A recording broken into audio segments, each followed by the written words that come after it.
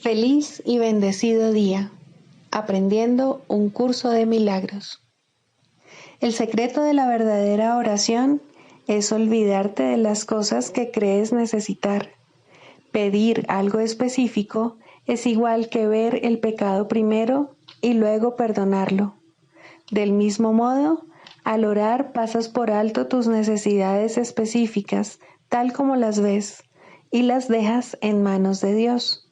Ahí se convierten en los regalos que le haces, pues le dicen que no antepondrás otros dioses a Él, ni que quieres otro amor que el suyo. Este libro es un comienzo, no un final.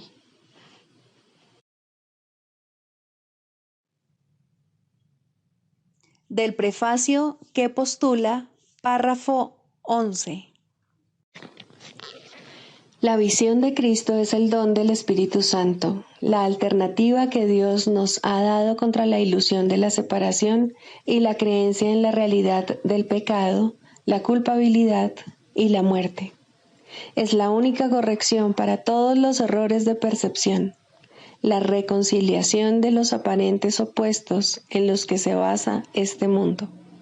Su benévola luz muestra todas las cosas desde otro punto de vista, reflejando el sistema de pensamiento que resulta del conocimiento y haciendo que el retorno a Dios no solo sea posible, sino inevitable. Lo que antes se consideraba una injusticia que alguien cometió contra otro, se convierte ahora en una petición de ayuda y de unión. El pecado, la enfermedad y el ataque se consideran ahora percepciones falsas que claman por el remedio que procede de la ternura y el amor. Las defensas se abandonan porque donde no hay ataque no hay necesidad de ellas. Las necesidades de nuestros hermanos se vuelven las nuestras porque son nuestros compañeros en la jornada de regreso a Dios. Sin nosotros, ellos perderían el rumbo. Sin ellos, nosotros jamás podríamos encontrar el nuestro.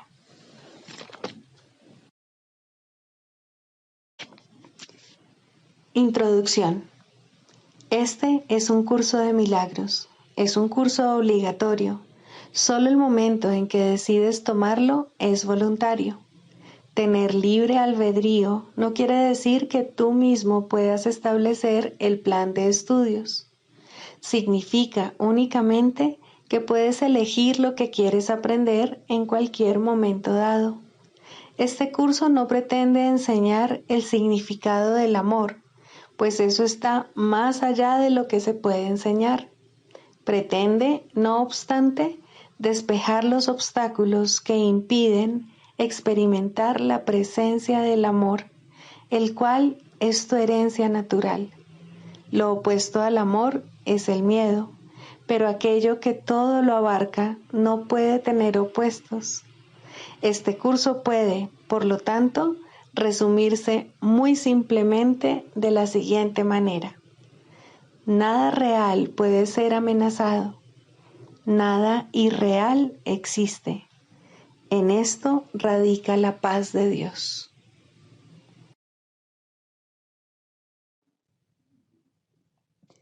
Capítulo 1. El significado de los milagros. Primero, principios de los milagros. Principio 1. No hay grados de dificultad en los milagros. No hay ninguno que sea más difícil o más grande que otro. Todos son iguales. Todas las expresiones de amor son máximas.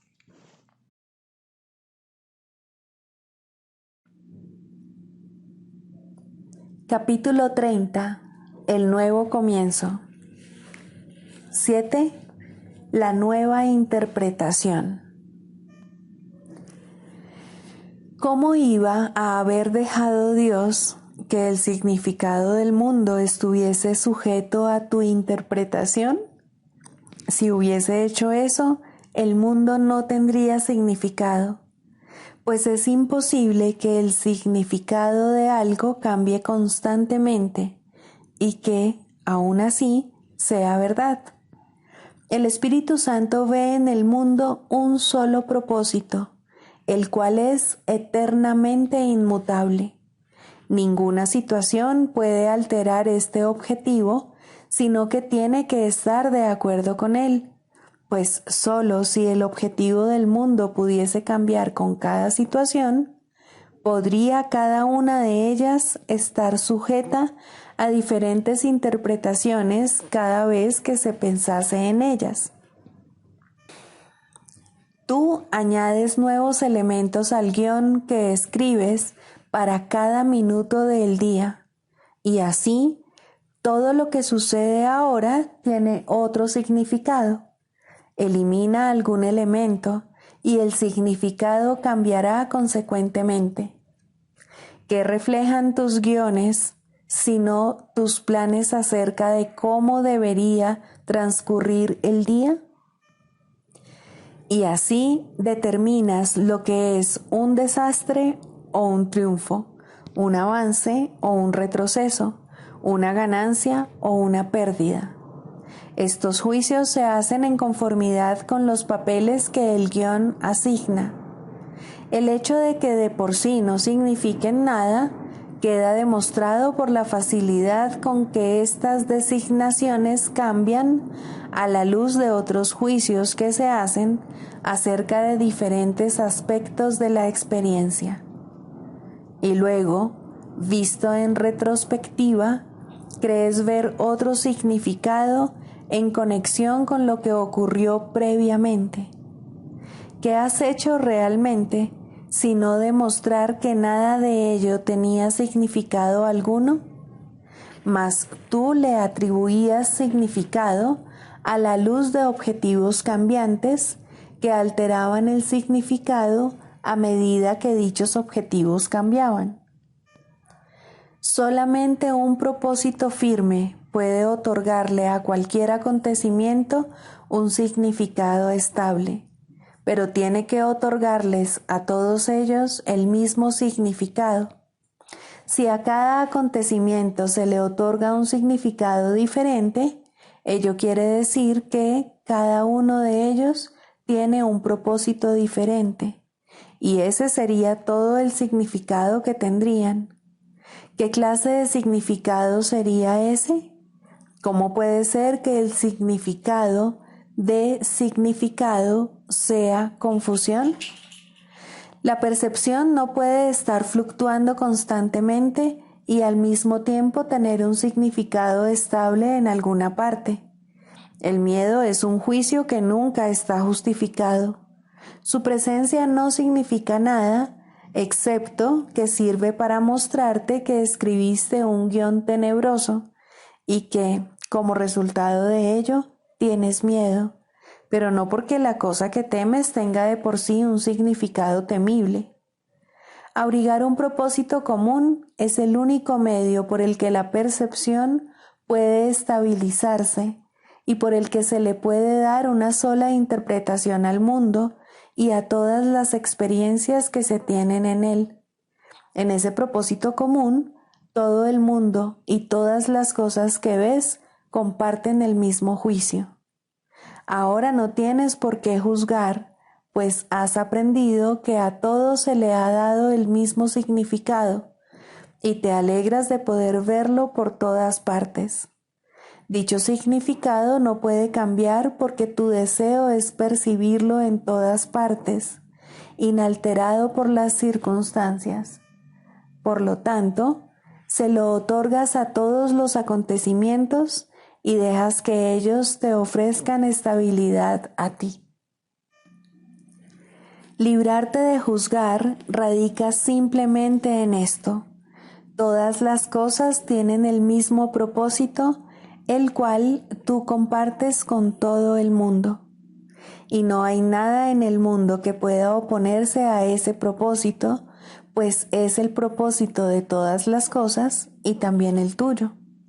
Tener un mismo propósito pone fin a todas las ideas de sacrificio, las cuales no pueden sino atribuir un propósito para el que gana y otro para el que pierde. Sin esta idea no podría haber pensamientos de sacrificio, y es esta idea de que puede haber diferentes objetivos lo que hace que la percepción oscile y el significado cambie. Con un objetivo unificado, esto se vuelve imposible, pues tu conformidad hace que la interpretación sea estable y duradera. ¿Cómo se iba a poder entablar la comunicación mientras los símbolos que se usan tengan diferentes significados? El objetivo del Espíritu Santo ofrece una sola interpretación, la cual tiene significado para ti y para tu hermano. Y así te puedes comunicar con él y él contigo. Cuando se usan símbolos que ambos podéis comprender, se deja de sacrificar el significado. Todo sacrificio supone la pérdida de tu capacidad de ver la conexión que hay entre todos los acontecimientos, pues si se observan por separado, no tienen ningún significado, ya que les falta la luz bajo la cual se pueden ver y comprender, y así carecen de propósito y no se puede entender cuál es su finalidad. Ningún pensamiento de pérdida significa nada, pues nadie está de acuerdo contigo con respecto a su significado. Es parte de un guión disparatado que no puede ser interpretado de manera que tenga sentido. Siempre será ininteligible. Esto no es comunicación. Tus sombríos sueños no son más que los absurdos guiones que escribes por tu cuenta mientras duermes. No trates de encontrar significado en sueños de separación. Solo los sueños de perdón se pueden compartir, pues significan lo mismo para ti que para tu hermano.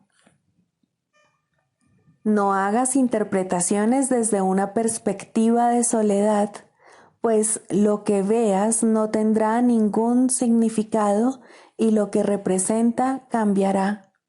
Y tú creerás que el mundo es un lugar incierto por el que caminas en peligro, lleno de incertidumbre.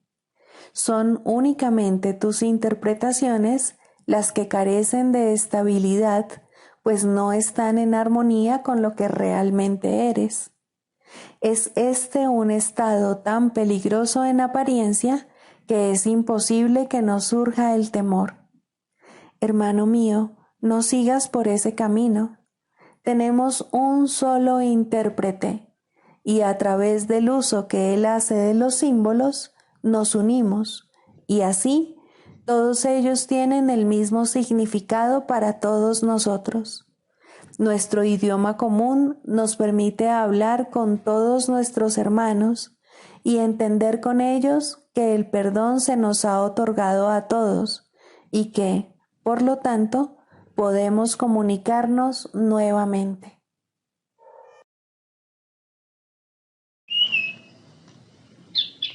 Libro de ejercicios, lección 64. No dejes que me olvide de mi función. La idea de hoy es simplemente otra manera de decir, no me dejes caer en la tentación. El propósito del mundo que ves es nublar tu función de perdonar y proveerte de una justificación por haberte olvidado de ella. Es asimismo la tentación de abandonar a Dios y a su Hijo, adquiriendo una apariencia física. Esto es lo que los ojos del cuerpo ven. Nada de lo que los ojos del cuerpo parecen ver puede ser otra cosa que una forma de tentación, ya que ese fue el propósito del cuerpo en sí. Hemos aprendido, no obstante, que el Espíritu Santo tiene otro uso para todas las ilusiones que tú has forjado y, por lo tanto, ve en ellas otro propósito. Para el Espíritu Santo, el mundo es un lugar en el que aprendes a perdonarte a ti mismo lo que consideras son tus pecados. De acuerdo con esta percepción, la apariencia física de la tentación se convierte en el reconocimiento espiritual de la salvación. Al repasar nuestras últimas lecciones, vemos que tu función aquí es ser la luz del mundo y que es una función que Dios mismo te dio. La arrogancia del ego es lo único que te hace poner esto en duda, y el miedo del ego lo único que te induce a considerarte a ti mismo indigno de la tarea que Dios mismo te encomendó. La salvación del mundo aguarda tu perdón, porque a través de él, el Hijo de Dios se libera de todas las ilusiones y, por ende, de toda tentación. El Hijo de Dios eres tú. Solo desempeñando la función que Dios te dio, podrás ser feliz. Esto se debe a que tu función es ser feliz, valiéndote de los medios mediante los cuales la felicidad se vuelve inevitable. No hay otra manera. Por lo tanto, cada vez que eliges entre si desempeñar o no tu función, estás en realidad eligiendo entre ser feliz o no serlo. Recordemos esto hoy. Tengámoslo presente por la mañana, por la noche y también a lo largo del día. Prepárate de antemano para todas las decisiones que tengas que tomar hoy, recordando que todas ellas son en realidad muy simples. Cada una te conducirá ya sea a la felicidad o a la infelicidad. ¿Puede ser acaso difícil tomar una decisión tan simple? No permitas que la forma de la decisión te engañe.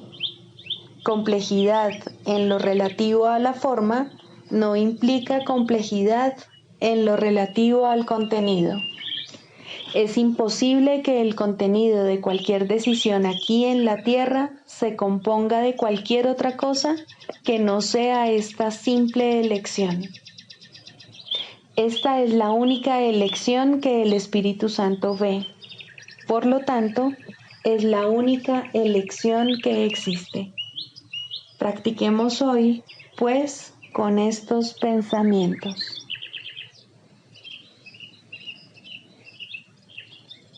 No dejes que me olvide de mi función. No dejes que trate de sustituir la que Dios me dio por la mía. Déjame perdonar y ser feliz.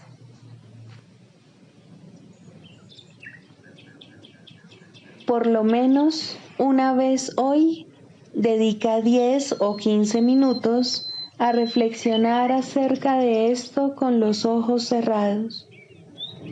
Pensamientos afines acudirán en tu ayuda si recuerdas cuán crucial es tu función para ti y para el mundo.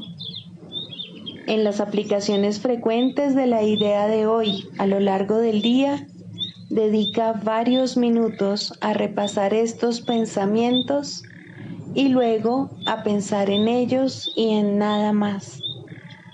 Esto te resultará difícil, sobre todo al principio, ya que aún no tienes la disciplina mental que ello requiere. Tal vez necesites repetir: no dejes que me olvide de mi función, con bastante frecuencia para que te ayude a concentrarte. Hoy se requieren 2 variaciones de las sesiones de práctica más cortas. Haz los ejercicios con los ojos cerrados algunas veces, tratando de concentrarte en los pensamientos que estés usando. En otras, mantén los ojos abiertos una vez que hayas repasado los pensamientos y luego mira a tu alrededor lenta e imparcialmente, repitiendo para tus adentros: este es el mundo que es mi función salvar.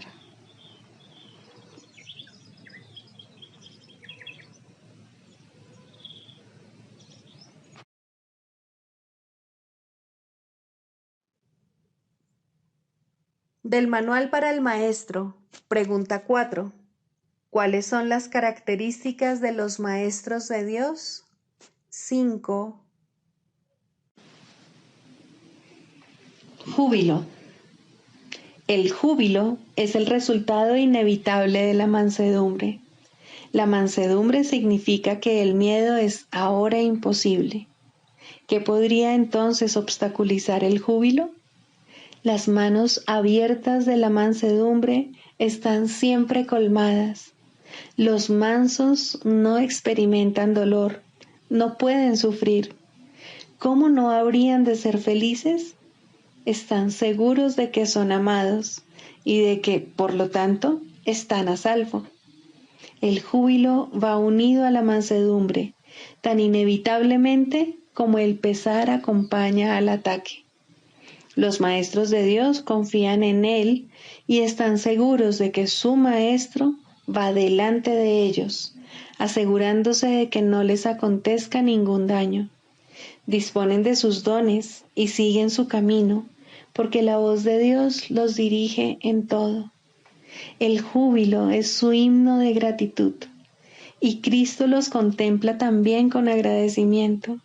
La necesidad que Él tiene de ellos es tan grande como la que ellos tienen de Él. Qué gozo tan inmenso compartir el propósito de la salvación.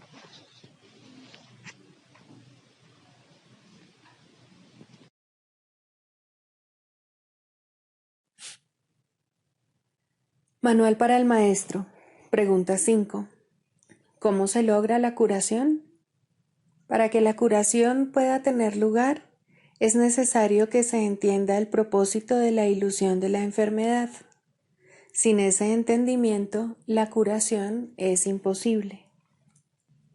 Primero, el propósito de la enfermedad. La curación se logra en el instante en que el enfermo deja de atribuirle valor al dolor. ¿Quién elegiría sufrir a menos que pensase que con ello podría ganar algo y algo que tiene valor para él?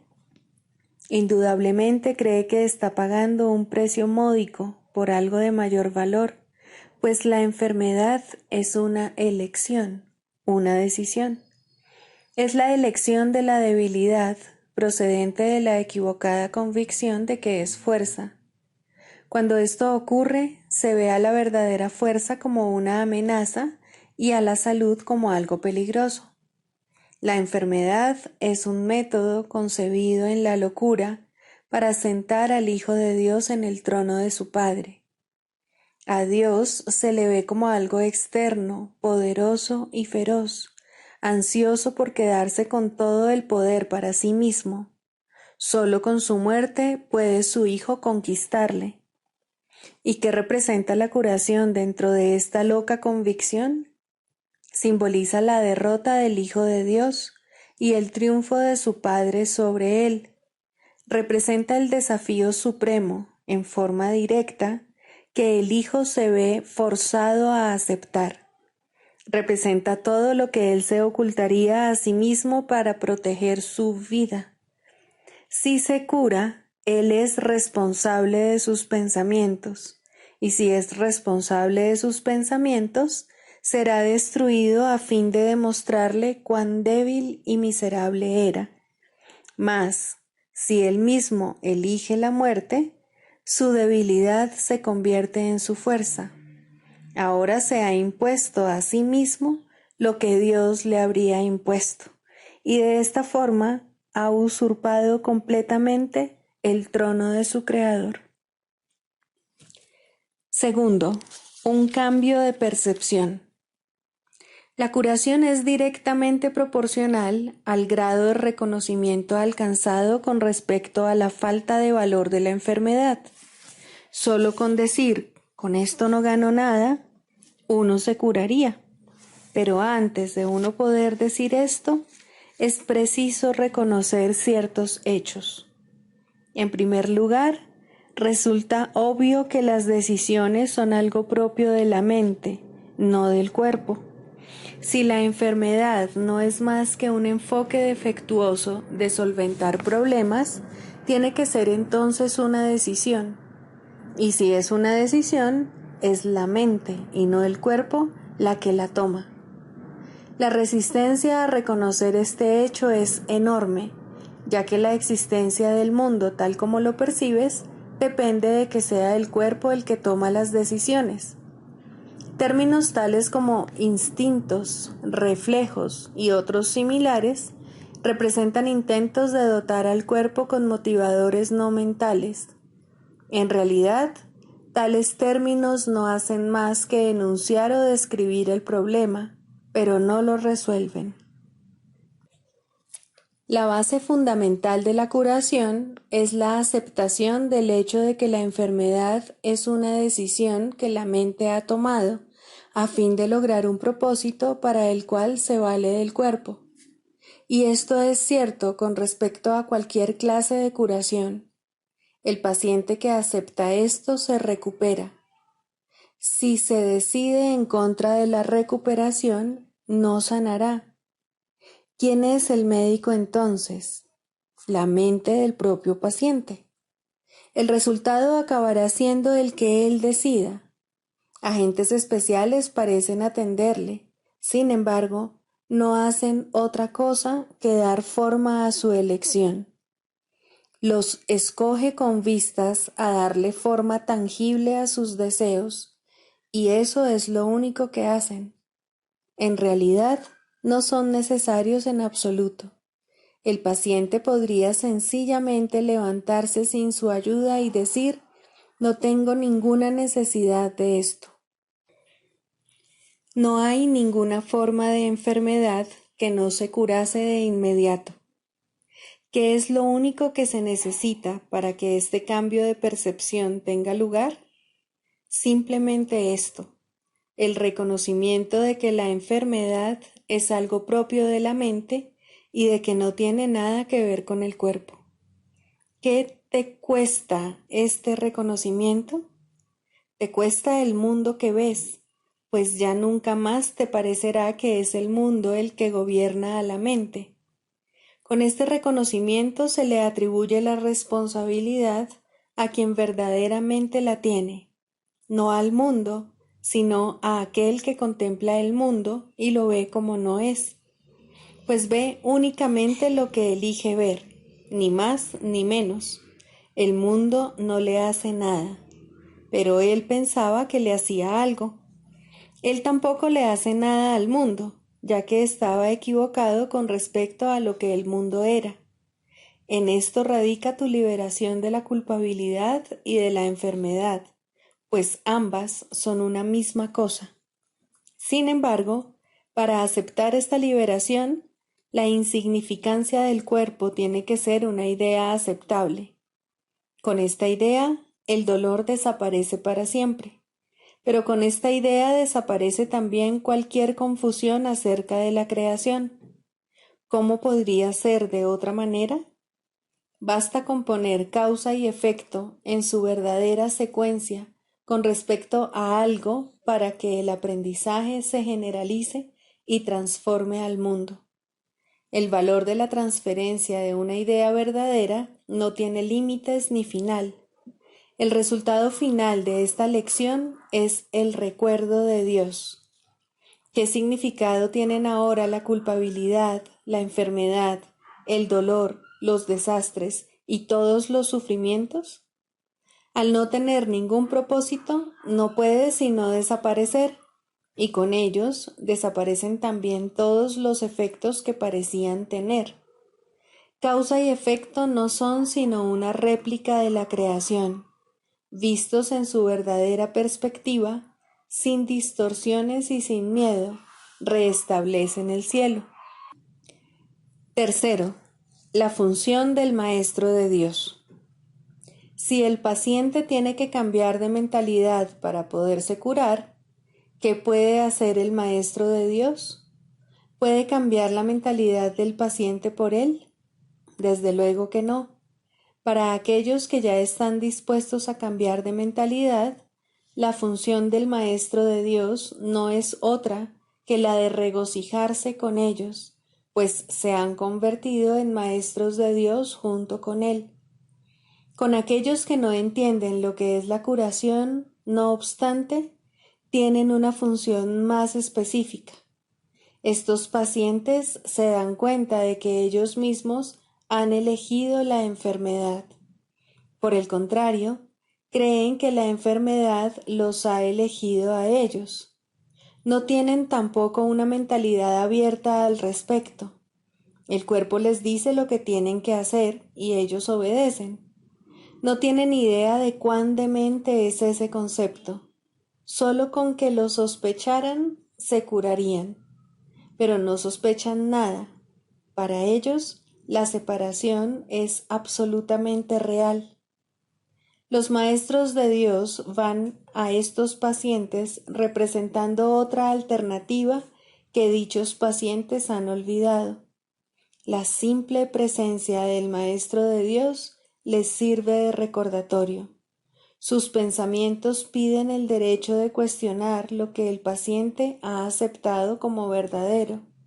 En cuanto que mensajeros de Dios, los maestros de Dios son los símbolos de la salvación. Le piden al paciente que perdone al Hijo de Dios en su nombre. Representan la alternativa. Con la palabra de Dios en sus mentes, vienen como una bendición, no para curar a los enfermos, sino para recordarles que hay un remedio que Dios les ha dado ya.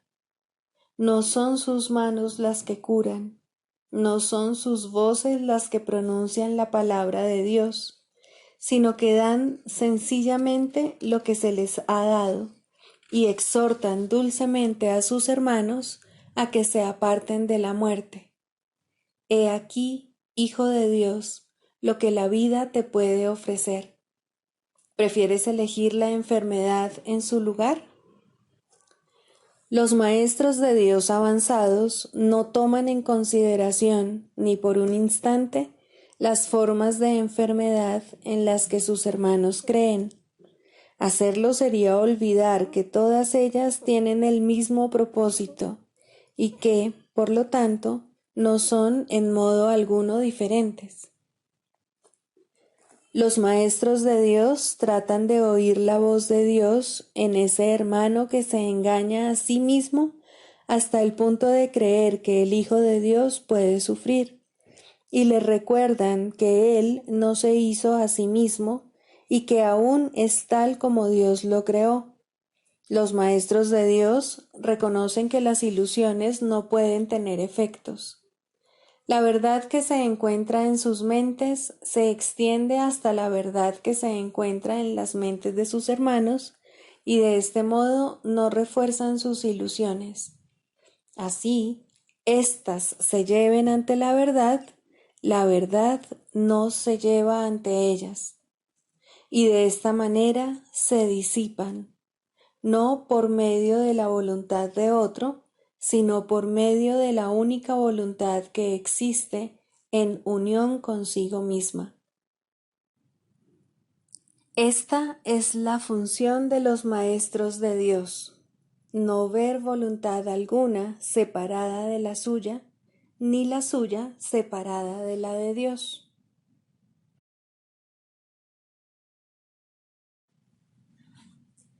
Manual para el maestro. Clarificación de términos. 6. El Espíritu Santo. Jesús es la manifestación del Espíritu Santo, a quien Él invocó para que descendiese sobre la tierra después de su ascensión al cielo, es decir, después de haberse identificado completamente con el Cristo, el Hijo de Dios tal como Él lo creó. Al ser el Espíritu Santo una creación del único Creador, y al crear junto con Él y a su semejanza o espíritu, es eterno y nunca ha cambiado. Fue invocado para que descendiese sobre la tierra, en el sentido de que entonces se hizo posible aceptarle y escuchar su voz. Su voz es la voz de Dios y, por lo tanto, ha adquirido forma. Dicha forma no es su realidad, la cual solo Dios conoce junto con Cristo, su verdadero Hijo, quien es parte de Él. Al Espíritu Santo se le describe a lo largo del curso como aquel que nos ofrece la respuesta a la separación y nos trae el plan de la expiación, al asignarnos el papel especial que nos corresponde desempeñar en dicho plan y mostrarnos exactamente en qué consiste. Él ha designado a Jesús como el líder para llevar a cabo su plan, ya que Jesús fue el primero en desempeñar perfectamente su papel. Se le ha dado pleno poder en el cielo y en la tierra, y lo compartirá contigo cuando tú hayas desempeñado el tuyo. El principio de la expiación le fue dado al Espíritu Santo mucho antes de que Jesús lo pusiese en marcha. Al Espíritu Santo se le describe como el último vínculo de comunicación que queda entre Dios y sus hijos separados. A fin de llevar a cabo esta función especial, Él ha asumido una doble función. Goza de conocimiento porque es parte de Dios, percibe porque fue enviado para salvar a la humanidad. Él es el gran principio corrector, el portador de la verdadera percepción, el poder intrínseco de la visión de Cristo. Él es la luz en la que se percibe el mundo perdonado, en el que solamente puede verse la faz de Cristo. Él nunca se olvida del Creador ni de su creación. Él nunca se olvida del Hijo de Dios. Él nunca se olvida de ti. Te brinda el amor de tu Padre en un eterno resplandor que nunca será extinguido, porque Dios mismo lo depositó ahí. El Espíritu Santo mora en la parte de tu mente, que es parte de la mente de Cristo. Él representa a tu ser y a tu Creador, quienes son uno. Habla por Dios y también por ti, ya que está unido a ambos. Por consiguiente, Él es la prueba de que ambos son uno solo. El Espíritu Santo parece ser una voz, pues de esa forma es como te comunica la palabra de Dios. Parece ser un guía por tierras lejanas, pues esa es la clase de ayuda que necesitas. Y también parece ser cualquier cosa que satisfaga las necesidades que creas tener. Pero Él no se engaña cuando te percibes a ti mismo atrapado por necesidades que no tienes.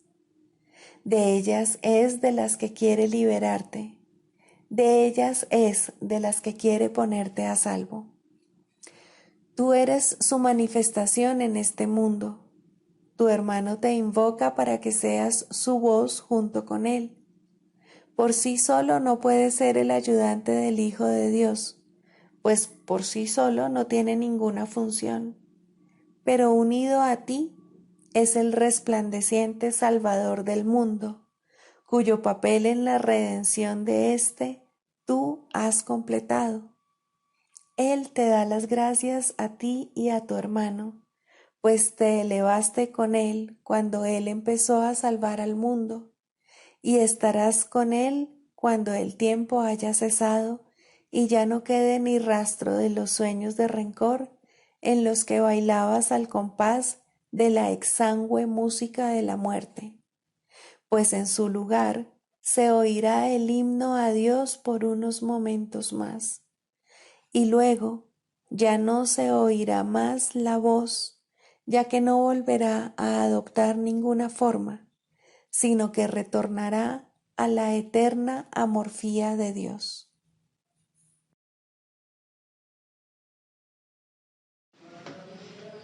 La práctica de la psicoterapia. Primero, la selección de pacientes. Todo aquel que se te envía es tu paciente. Esto no significa que seas tú quien lo selecciona o el que decide el tipo de tratamiento adecuado, pero sí significa que nadie viene a ti por error. No hay errores en el plan de Dios, Sería un error, no obstante, presumir que sabes lo que debe ofrecérsele a todo aquel que acuda a ti. No es a ti a quien corresponde tomar esa decisión. Existe una tendencia a creer que continuamente se te está pidiendo que hagas algún sacrificio en beneficio de aquellos que vienen a ti. De ninguna manera podría ser esto cierto. Exigir que te sacrifiques es exigirle un sacrificio a Dios, y Él no sabe nada de sacrificios. ¿Quién podría pedirle a lo perfecto que sea imperfecto? ¿Quién decide entonces lo que cada hermano necesita? Obviamente no tú, que aún no reconoces quién es aquel que pide. Hay algo en él que te lo dirá si escuchas, y esa es la respuesta: escuchar. No hagas exigencias, no decidas nada, ni hagas ningún sacrificio, solo escucha. Lo que oyes es cierto. ¿Te enviaría Dios su Hijo si no estuvieras seguro de que reconocerías sus necesidades? Piensa en lo que Dios te está diciendo. Él necesita tu voz para que hable por él. ¿Podría haber algo más santo o un mayor regalo para ti? ¿Preferirías decidir quién es Dios o más bien escuchar la voz de aquel que es Dios en ti? Tus pacientes no necesitan estar físicamente presentes para que les sirvas en nombre de Dios. Esto puede ser difícil de recordar, pero Dios no va a dejar que los regalos que te ha dado se limiten a los pocos que en efecto ves. También puedes ver otros, pues la visión no se limita a los ojos del cuerpo. Hay quienes no necesitan tu presencia física, pero te necesitan tanto o incluso más en el instante en que te son enviados. Los reconocerás en la forma que sea más útil para ellos y para ti. No importa cómo lleguen, serán enviados en la manera que resulte más beneficiosa. Un nombre, un pensamiento, una imagen, una idea, o tal vez simplemente una sensación de que te conectas con alguien en alguna parte. La unión está en manos del Espíritu Santo. No puede dejar de darse. Un terapeuta santo, un maestro de Dios avanzado, jamás olvida una cosa: no fue él quien elaboró el programa de estudios de la salvación, ni quien estableció su papel dentro del mismo. Se da cuenta de que su parte es necesaria para el todo y que a través de ella reconocerá el todo cuando la haya cumplido. Entre tanto, debe aprender, y sus pacientes son el medio que se le ha provisto para ello. ¿Qué otra cosa sino gratitud podría sentir por ellos y hacia ellos? Traen a Dios consigo. ¿Rechazaría este regalo por una minucia o le cerraría la puerta al Salvador del mundo para dejar entrar un fantasma? Que no traicione al Hijo de Dios. Aquel que lo llama está más allá de su comprensión. Mas, ¿cómo no se iba a alegrar de poder responder cuando sólo así puede oír la llamada y entender que es la suya propia?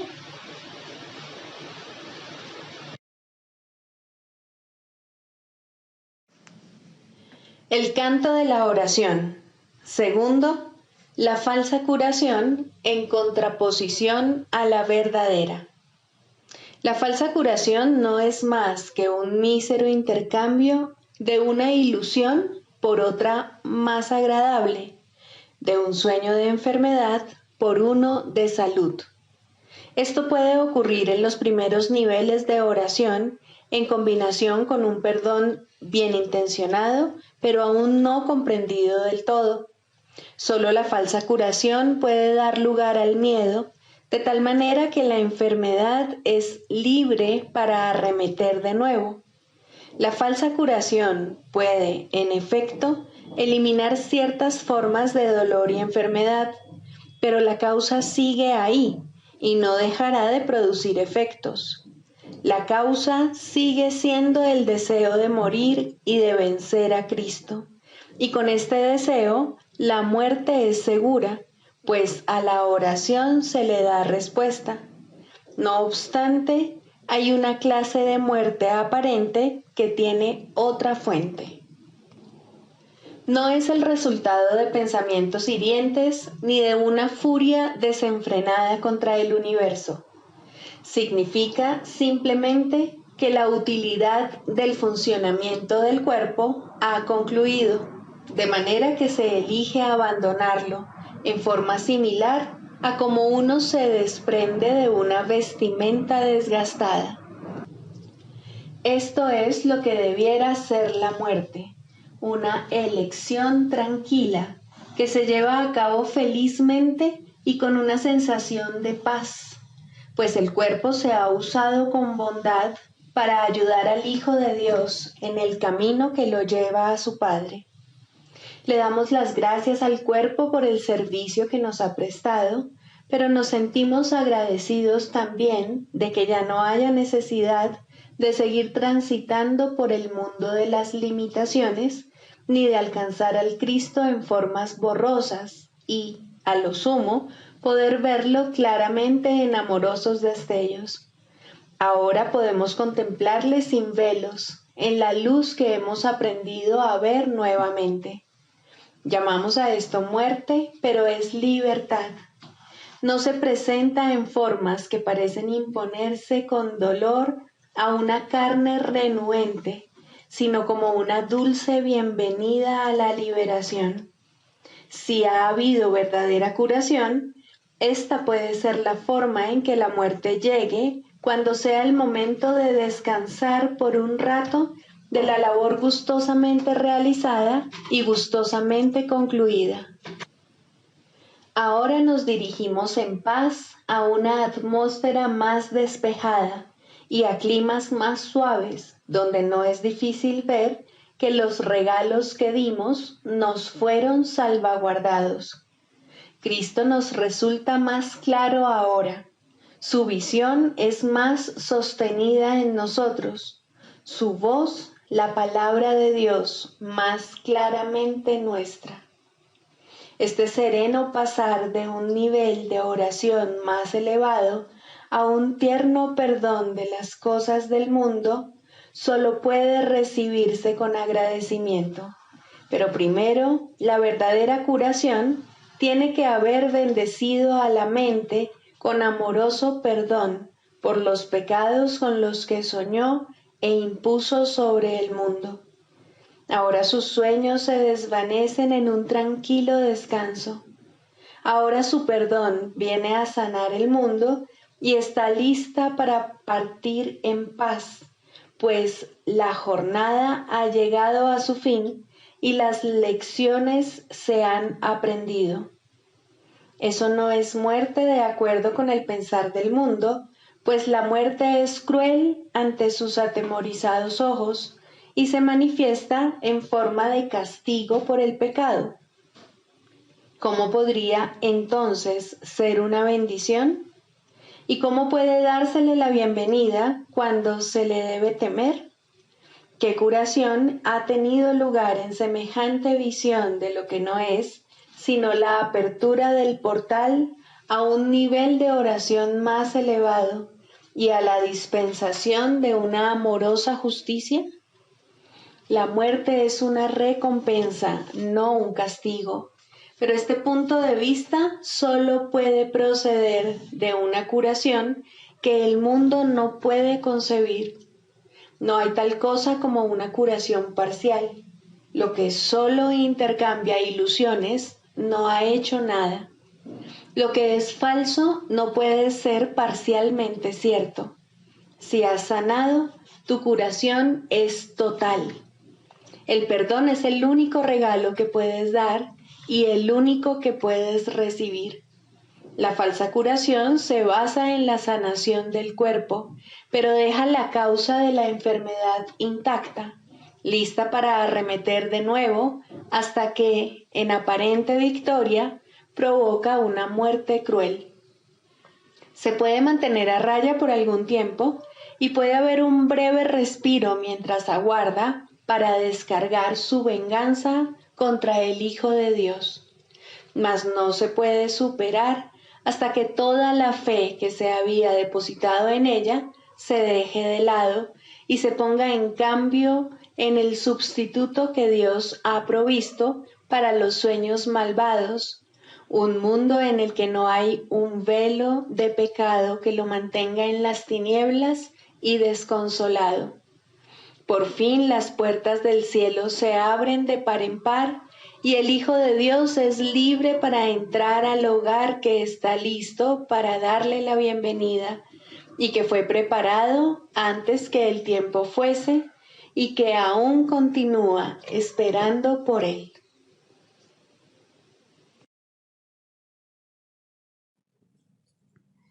Sigamos a Jesús haciendo del perdón algo tan natural como respirar y algo tan vital como el aire. Amén.